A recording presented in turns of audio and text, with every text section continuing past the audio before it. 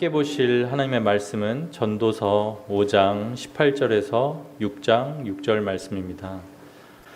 사람이 하나님께서 그에게 주신 바 그 일평생에 먹고 마시며 해 아래에서 하는 모든 수고 중에서 낙을 보는 것이 선하고 아름다움을 내가 보았나니 그것이 그의 몫이로다. 또한 어떤 사람에게든지 하나님이 재물과 부요를 그에게 주사 능히 누리게 하시며 제 몫을 받아 수고함으로 즐거워하게 하신 것은 하나님의 선물이라. 그는 자기의 생명의 날을 깊이 생각하지 아니하리니 이는 하나님이 그의 마음에 기뻐하는 것으로 응답하심이니라. 내가 해 아래에서 한 가지 불행한 일이 있는 것을 보았나니 이는 사람의 마음을 무겁게 하는 것이라. 어떤 사람은 그의 영혼이 바라는 모든 소원에 부족함이 없어 재물과 부요와 존귀를 하나님께 받았으나 하나님께서 그가 그것을 누리도록 허락하지 아니하셨으므로 다른 사람이 누리나니 이것도 헛되어 악한 병이로다. 사람이 비록 100명의 자녀를 낳고 또 장수하여 사는 날이 많을지라도 그의 영혼은 그러한 행복으로 만족하지 못하고 또 그가 안장되지 못하면 나는 이르기를 낙태된 자가 그보다는 낫다 하나니 낙태된 자는 헛되이 왔다가 어두운 중에 가매 그의 이름이 어둠에 덮이니 햇빛도 보지 못하고 또 그것을 알지도 못하나 이가 그보다 더 평안함이라. 그가 비록 1000년의 갑절을 산다 할지라도 행복을 보지 못하면 마침내 다 한 곳으로 돌아가는 것뿐이 아니냐. 아멘. 잠시 기도하겠습니다. 하나님 아버지, 이 아침에 나와서 주의 말씀을 듣고 기도하게 하심에 감사합니다. 말씀을 듣는 이 시간 성령님께서 역사하여 주시고 이 시간 전하는 자와 듣는 자의 마음에 성령의 조명하심 가운데 주시는 주의 말씀만이 남게 하여 주옵소서. 예수님의 이름으로 기도드렸습니다. 아멘. 오늘 본문 말씀에서는 두 종류의 사람이 등장합니다. 이 두 사람은 비슷한 복을 받았습니다. 그렇지만 이 땅에서의 그 인생과 영원한 운명에 있어서 완전히 대조적입니다. 본문 말씀에 의하면 이 두 사람의 차이점은 누림에 있습니다. 이 두 종류의 사람은 누리는 사람과 누리지 못하는 사람입니다. 본문 19절입니다. 하나님이 재물과 부요를 그에게 주사 능히 누리게 하시며. 반면에 6장 2절입니다. 어떤 사람은 그의 영혼이 바라는 모든 소원에 부족함이 없어 재물과 부요와 존귀를 하나님께 받았으나 하나님께서 그가 그것을 누리도록 허락하지 아니하셨으므로. 오늘 이 누림의 있고 없고는 이 땅에서의 삶뿐만 아니라 영원한 운명을 좌우합니다. 오늘 본문 말씀을 통해 주시는 분도 또한 그것을 누리게 하시는 분도 하나님이심을 확인할 수 있습니다. 그에게 주사 능히 누리게 하신다고 말씀하십니다. 우리들은 가끔 이 땅을 살아가면서 착각을 합니다. 내 힘으로 무언가를 얻을 수 있다고 생각하고 또 내 힘으로 얻었다고 실제로 생각합니다. 또한 그 얻은 것이 영원히 내 것, 내 소유라고 생각을 합니다. 그러나 성경은 우리의 물질, 재능, 가정, 관계 이외에 이 땅에서 소유할 수 있다고 생각하는 모든 것이 주님께서 주신 것이라고 말씀합니다. 즉 모든 것의 궁극적인 소유권은 우리가 아닌 주님께 있습니다. 모든 것들은 이 땅에 사는 잠시 동안 주인의 뜻대로 그것을 사용하고 그 뜻을 이루라고 우리에게 맡기신 것입니다. 그리고 달란트의 비유에서 확인할 수 있듯이 맡기신 것들에 대해서 결산할 날이 옵니다. 오랜 후에 그 종들의 주인이 들어와 그들과 결산할세. 또 한 가지 본문 말씀을 통해서 깨우쳐 주시는 것은 소유와 누림이 별개라는 것입니다. 사람들은 무언가를 소유하면 그것을 내가 누릴 수 있다고 착각합니다. 그러나 본문에 의하면 받았으나 누리지 못하는 사람이 존재합니다. 그리고 성경은 그 이유에 대해서 하나님께서 누리도록 허락하지 아니하셨기 때문이라고 말씀합니다. 이로 보건대 누림은 상황과 환경에 달려있는 것이 아니라 하나님과의 관계에 달려있는 것입니다. 사실 우리의 마음은 하나님으로 채우지 않으면 공허함을 느낄 수밖에 없도록 창조가 되었습니다. 전도서 3장 11절 말씀입니다. 하나님이 모든 것을 지으시되 때를 따라 아름답게 하셨고 또 사람들에게는 영원을 사모하는 마음을 주셨느니라. 하나님께서는 인간에게 영원을 사모하는 마음을 주셨습니다. 이 땅의 피조 세계의 모든 것은 그때에 맞는 적절한 아름다움을 가졌지만 불변하는 영원한 아름다움은 없습니다. 계절의 변화, 시간의 흐름 가운데 생명이 태어나고 자라고 또 죽습니다.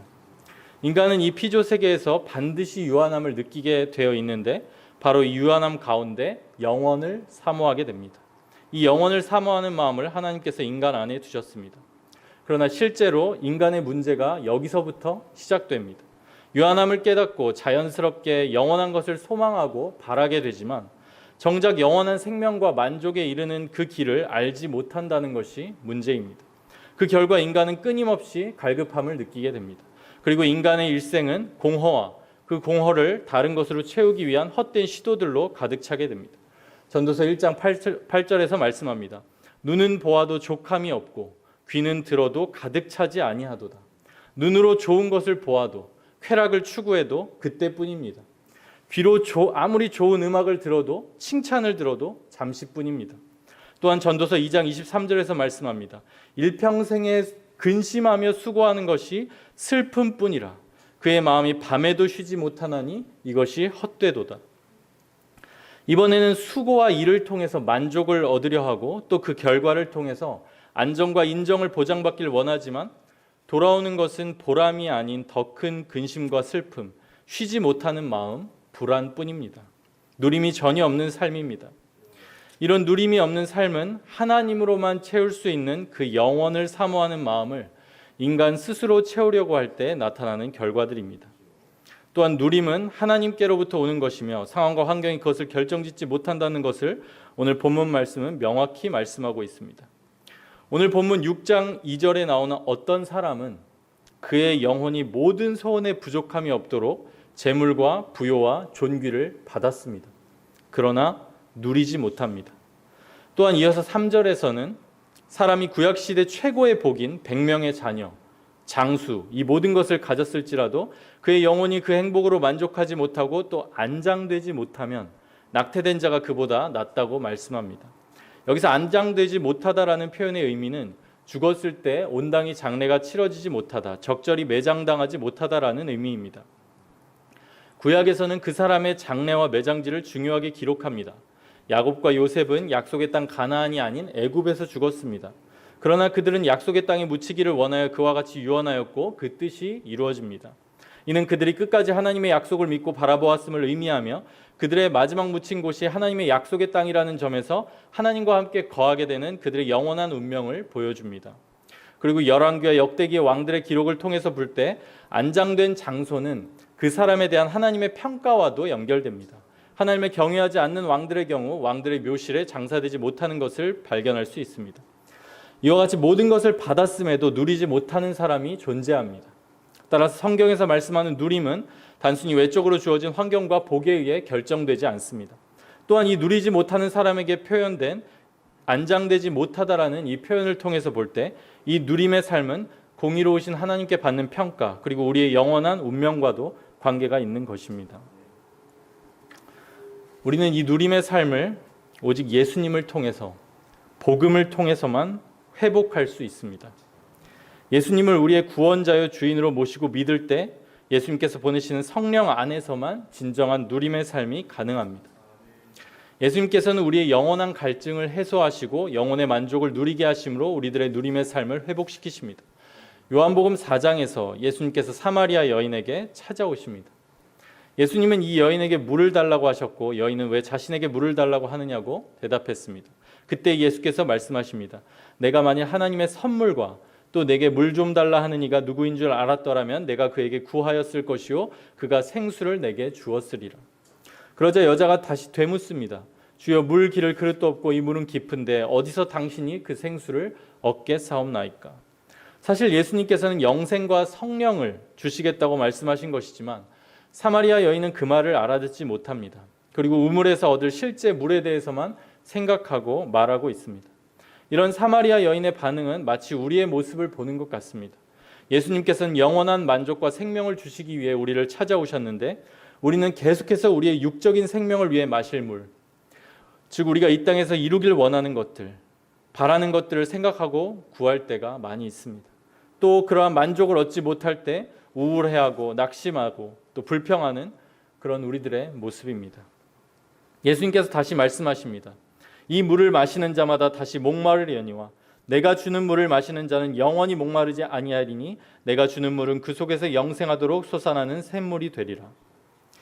예수께서는 사마리아 여인에게 사마리아 여인이 구하는 그 물은 갈증을 잠시밖에 해결해 주지 못한다고 말씀하십니다. 그러나 예수님께서 주시는 물은 영혼의 갈증을 영원히 해결시켜 주시는 물이요, 그 물 자체가 그것을 받아 마신 자들 안에서 영원한 생명을 가져다 주고 계속해서 솟아나는 우물이 될 것이라고 말씀을 하십니다. 그런데 이야기 도중에 예수님께서 갑자기 여인에게 내 남편을 불러오라고 말씀하십니다. 그러자 여인은 자신은 남편이 없다고 답합니다. 이 대답은 거짓이 아니었습니다. 여인은 과거 남편이 5이 있었고 지금 함께 살고 있는 남자 역시 그녀의 남편은 아니었습니다. 예수님께서는 이미 그 사실을 아시고 말씀하십니다. 내가 남편이 없다 하는 말이 옳도다. 너에게 남편 5이 있었고 지금 있는 자도 내 남편이 아니니 내 말이 참되도다.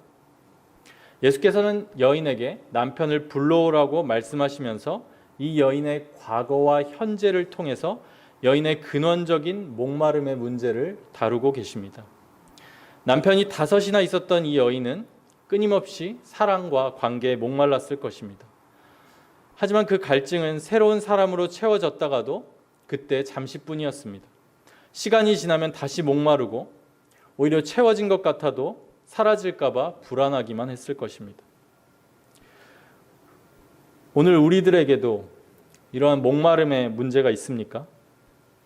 그것 없이는 살지 못하겠다고 생각하는 것이 혹시 우리들 마음에 있습니까? 그 문제만 해결되면 만족할 수 있을 것 같은 그런 세상의 것이 있지는 않습니까? 내 평생에 정말 누리고 싶은, 누려보고 싶은 어떤 것이 있지는 않습니까? 하지만 그것이 무엇이든 우리의 영혼의 목마름을 채울 수 없습니다. 남편이 5이나 되었었던 이 여인처럼 끊임없이 더 목마르고 채워졌을 때 잠시뿐, 사라지려고 할 때는 불안할 뿐입니다. 그러나 예수께서 주시는 물, 영원한 목마름을 해결할 수 있는 물이 있으니 그것은 오직 신자 안에 거하는 성령입니다. 예수께서 말씀하십니다. 누구든지 목마르거든 내게로 와서 마시라. 나를 믿는 자는 성경의 이름과 같이 그 배에서 생수의 강이 흘러나오리라 하시니 이는 그를 믿는 자들이 받을 성령을 가리켜 말씀하신 것이라. 예수께서 보내실 이 성령이 인생의 근원적인 목마름, 앞에서 살펴보았던 전도서에서 말씀한 영원을 사모하는 그 마음을 만족시킬 수 있는 물이라고 말씀하십니다. 예수님께서는 성령을 받기 위해서 예수께로 나아오라고 말씀하십니다. 내게로 와서 마시라.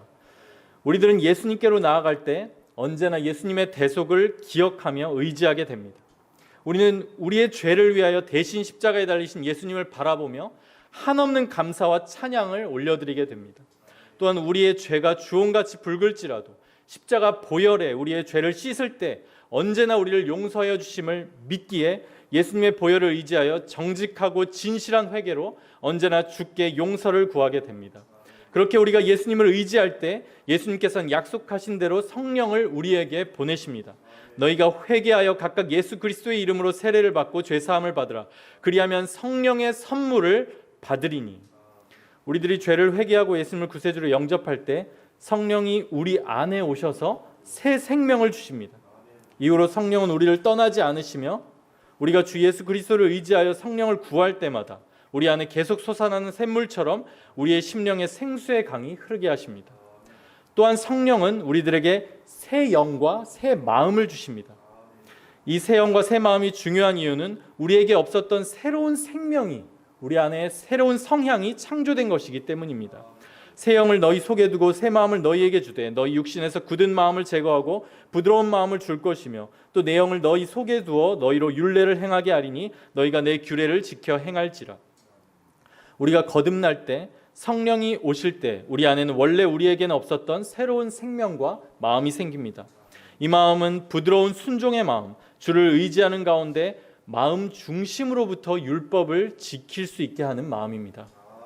우리는 이 부드러운 새 마음, 새 영 때문에 그리스도를 의지하여 항상 하나님께 나아가기를 소망하게 되며 또한 주의 말씀에 순종할 수 있게 됩니다. 이전에는 도저히 순종할 수 없었는데 이제 순종할 수 있게 된 것입니다. 본질적인 변화가 우리 안에 있는 것입니다. 그리고 이 순종의 삶, 하나님의 말씀을 준행하는 삶이야말로 가장 큰 보람과 만족의 삶의 시작입니다. 신명기 10장 12절 13절 말씀입니다. 이스라엘아, 내 하나님 여호와께서 내게 요구하는 것이 무엇이냐? 곧 내 하나님 여호와를 경외하여 그의 모든 도를 행하고 그를 사랑하며 마음을 다하고 뜻을 다하여 내 하나님 여호와를 섬기고 내가 오늘 내 행복을 위하여 내게 명하는 여호와의 명령과 규례를 지킬 것이 아니냐. 사랑하는 여러분, 하나님께서 이스라엘 백성에게 내 행복을 위하여 하나님의 명령을 지키라고 말씀하십니다. 주의 백성은 예수님을 영접하고 그 결과로 주어진 새로운 생명에 의해 하나님께 순종하는 삶을 살아갈 때 가장 큰 만족과 보람을 얻게 됩니다. 인간은 그렇게 창조가 되었습니다. 그리고 그것이 진정한 누림의 삶입니다. 그런데 이 누림의 삶을 방해하는 요소들이 있습니다. 먼저는 우상 숭배입니다. 우상 숭배는 하나님보다 다른 어떠한 것을 더 사랑하는 것입니다. 성경은 이 우상 숭배의 뿌리가 탐심임을 알려줍니다. 골로새서에서 말씀합니다. 탐심은 우상 숭배니라. 즉 내 밖에 어떤 형상에 절하고 다른 신을 섬기는 것뿐만이 아니라 내가 나의 주인이 되어서 내 욕심과 만족을 채우려고 하는 삶, 그 삶이 우상 숭배의 뿌리라고 알려주시는 것입니다. 이 우상 숭배는 사람마다 여러 모양으로 나타날 수 있습니다. 대표적인 것이 돈, 명예, 인기, 사람, 자녀, 건강 같은 것들입니다. 우상을 섬길 때의 공통점은 계속해서 우상을 추구하지만 그 삶에 만족은 없고 더 목마르게 된다는 것입니다. 예를 들어 돈을 추구하는 사람의 삶은 역설적이게도 돈이 많아도 돈의 노예가 되어서 정작 돈과 재물을 누리지 못하는 삶을 살게 됩니다. 돈이 많아도 그것을 누리거나 주의 뜻대로 사용하는 데서 오는 보람을 전혀 느끼지 못하며 살게 되는 것입니다. 다른 우상들도 마찬가지입니다. 우리들에게 어떤 우상이 생기면 하나님보다 사랑하는 그 부분에 있어서 하나님께서 주시는 누림의 삶을 살 수 없게 됩니다. 돈을 우상으로 섬기면 돈을 누리지 못하게 됩니다. 건강을 우상으로 섬기면 건강을 누리지 못하게 됩니다.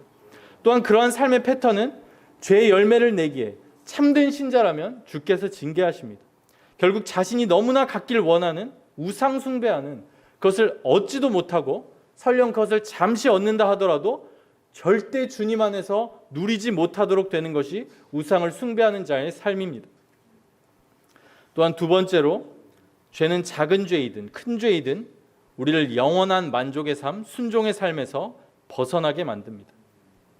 죄는 언제나 우리를 죄의 노예로 만듭니다. 마귀는 방종이 자유고 죄의 쾌락이 만족을 준다고 우리를 속입니다.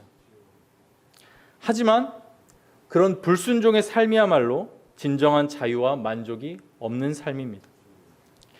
오히려 그러한 방종과 쾌락의 추구는 우리들 계속해서 죄를 지을 수밖에 없는 죄의 상태로 우리를 잡아 끌어내립니다. 참된 만족과 기쁨이 아닌 비참의 상태로 우리를 만드는 것입니다. 진정한 자유와 누림은 주로 인하여 만족하고 죄에 승리할 때 찾아옵니다. 그것이 불가능하고 힘겨운 삶이라고 생각하기 쉽지만 아닙니다. 그것은 성령 안에서 가능하며 참된 자유와 만족의 삶입니다. 물론 거기에는 분투가 있습니다. 하지만 믿음으로 주를 의지하고 인내 가운데 승리할 때 우리는 깊은 기쁨을 경험합니다. 우리는 매일의 삶에 있어서 매일매일의 삶에 있어서 주께 순종하며 주께서 나에게 오늘 허락하신 그 믿음의 경주를 힘차게 달려갈 때 그때가 가장 행복합니다. 가장 큰 보람을 느낍니다. 그리고 그 삶을 살아가면서 또한 살아가기 위해서 계속해서 예수님을 의지할 수밖에 없습니다. 그렇게 우리가 계속해서 예수님을 바라볼 때 그때 예수님을 조금이나마 더 알게 되고 예수님과 같은 마음을 품게 되며 예수님이 바라보셨던 것처럼 영원한 소망을 바라보게 되는 것입니다. 히브리서 12장 1절에서 2절 말씀입니다. 모든 무거운 것과 얽매이기 쉬운 죄를 벗어버리고 인내로서 우리 앞에 당한 경주를 하며 믿음의 주요 또 온전하게 하시는 이인 예수를 바라보자. 그는 그 앞에 있는 기쁨을 위하여 십자가를 참으사 부끄러움을 개의치 아니하시더니 하나님 보좌 우편에 앉으셨느니라. 예수님께만 영원한 만족과 누림이 있습니다. 예수님께 나아갈 때 받는 새 영, 새 마음으로 살아가는 매일의 순종의 삶이 가장 큰 만족과 보람을 줍니다. 우리들은 하나님보다 사랑하며 우선으로 여기는 것을 내려놓아야 합니다. 그것들을 내려놓을 때 그때야 비로소 하나님께서 주시는 누림과 만족의 삶이 가능합니다. 또한 죄와 싸워야 합니다. 죄와의 싸움에 승리하면서 정결한 마음으로 주를 사랑하고 주께 순종하는 것이 진정한 자유와 보람의 삶입니다. 그러한 사람에게 누림이 있습니다. 누림의 복은 상황과 환경이 아닌 예수님에 의해서 순종의 삶에 의해서 주어집니다. 이 복을 누리는 사람은 모든 염려를 주님께 맡겼고 그 마음에 우상이 없기 때문에 본문 20절과 같이 자기 생명의 날을 깊이 생각하지 않습니다. 대신에 오직 오늘이라는 날에 주께 감사하며 만족하며 주께서 허락하신 모든 것을 누립니다. 그 삶은 주께서 주시는 영원한 생명과 주님께 받는 영원한 칭찬으로 이어질 것입니다. 이 그리스도로 인한 누림의 삶이 모든 성도님들의 삶에 가득하기를 주님의 이름으로 축원합니다. 기도하겠습니다. 영원한 만족을 주시는 우리 주 예수 그리스도를 허락하신 하나님 아버지 감사합니다. 우리들에게 영원한 만족과 정말 생명과 감사에 이르는 길을 주셨음에도 우리들은 가끔 어리석게 다른 것들을 추구하며 주님 만족을 구할 때가 있음을 주님께 고백합니다. 주님, 그 모든 것들을 우리들로 성령의 조명하심 가운데 깨닫게 하여 주셔서 주님을 가장 사랑하게 하시고 주님과의 영원한 관계 가운데 누리는 그 누림의 삶이 우리의 모든 삶의 제목들과 삶의 현장 가운데 이루어지게 하여 주옵소서. 언제나 우리들에게 주신 모든 것으로 주를 높이며 누리며 주님께만 영광을 올려드리는 삶을 살게 하여 주옵소서.